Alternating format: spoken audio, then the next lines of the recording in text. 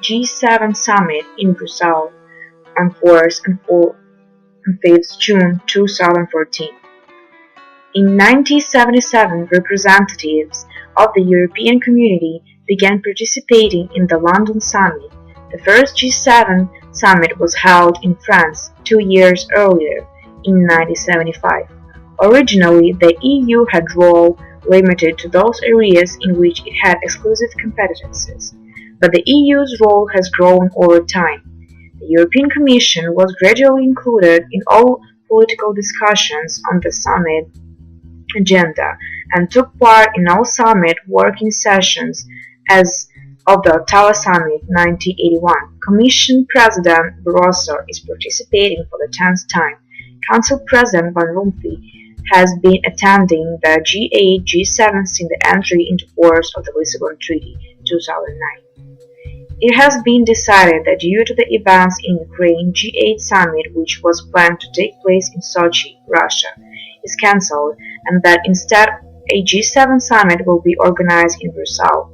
More preciously, the leaders of Canada, France, Germany, Italy, Japan, the United Kingdom, the United States, the President of the European Council and the President of the European Commission will meet in Brussels on 4th and 5th June 2014 in the G7 format. Ukraine and global foreign policy issues. Over dinner on Wednesday night, G7 leaders focused on Ukraine, their relations with Russia and their response to the crisis. President Van Rompuy said, "Ever since the start of crisis in Ukraine, members of the G7 and the European Union have stood united in their response to acts of aggression. We have reacted not only politically but also economically with sanctions." They also discussed a positive agenda aimed at de-escalation with Russia and stabilizing Ukraine. They welcomed the election of Petro Poroshenko as a president and repeated their support for Ukraine's economic and political reforms. They expect Russia to cooperate with the newly elected president of Ukraine and to seriously pursue a political solution. They are prepared, if necessary, to intensify sanctions on Russia.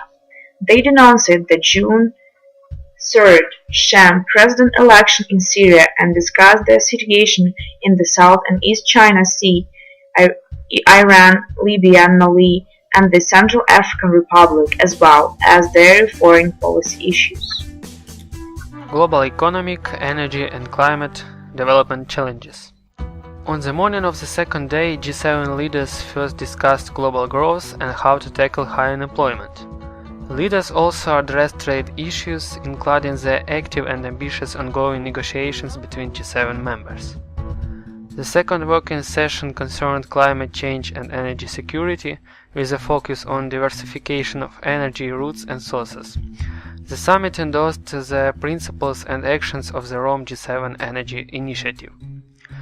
This will ensure that citizens and businesses benefit from energy that is cleaner, safer and more secure than in the past. The issue is also related to climate change. President Barroso said, "The less dependent we are on fossil fuels that sometimes are in problematic areas of the world, and the more we rely on renewables and on indigenous resources, the better our security of supply will be." Leaders repeated their commitment to limit the effects of global warming and expressed their strong commitment to the adoption of a global agreement on climate in 2015.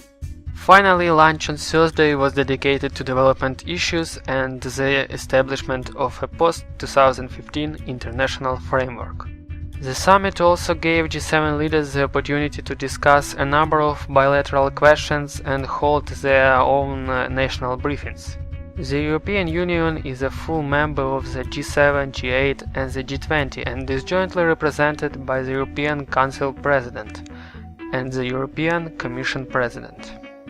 It was the first time that the EU hosted a G7-8 summit, the first time that the summit took place in Brussels at the Council of the European Union, Justus Lipsus building.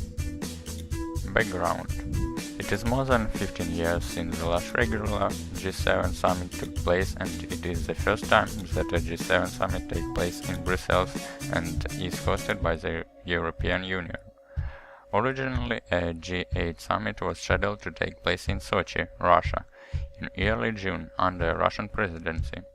Due to the Russian Federation's violation of Ukraine's sovereignty and territorial integrity, the G7 leaders decided at their meeting in The Hague, Netherlands, on the 24th of March 2014 to meet in Brussels on 4th-5th June 2014 in the G7 format instead.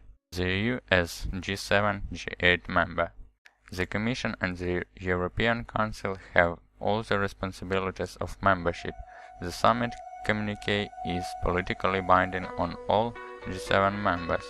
The rotation of the presidency is as follows: Germany in 2015, Japan in 2016, Italy in 2017, Canada in 2018, France in 2019, and the USA in 2020.